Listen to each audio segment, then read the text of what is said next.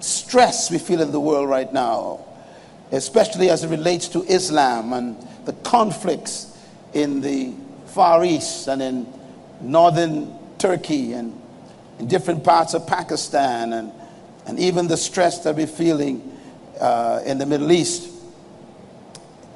And even now it's moved to London and is creeping over into America.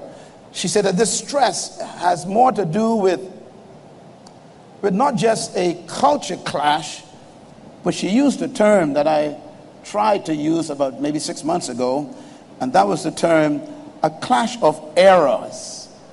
An era clash means that the people that we're dealing with today from the Islamic tradition are coming from an age of time that never changed. And we are clashing with them in our modern experience. Now, that's important because we changed, but they didn't. And they didn't change because they were protected by isolation.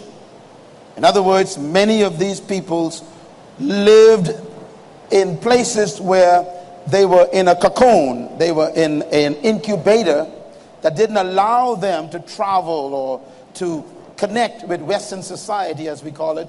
And so they actually believed that their way of life is the only way of life. And then when they suddenly began to connect with the Western world, they began to panic. And their reaction is, the Western world must be Satan.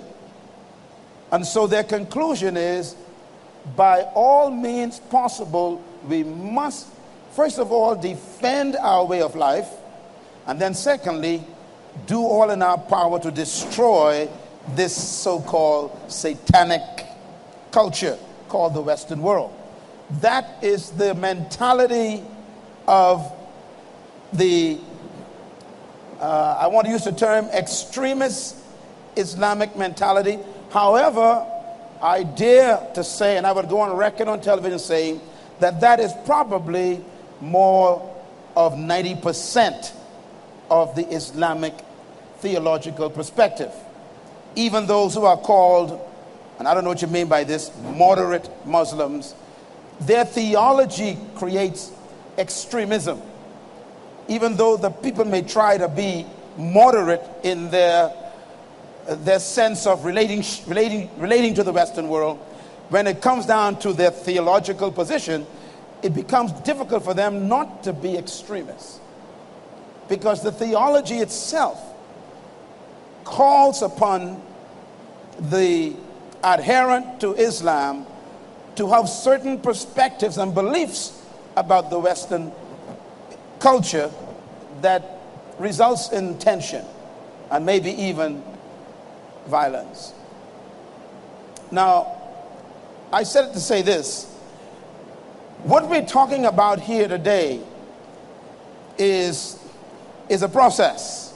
We're talking about colonialism, and I want you to notice our theme today. It's what? A clash of two worlds on one earth. That is the plan of God. God did not intend that to happen. That's not God's original plan.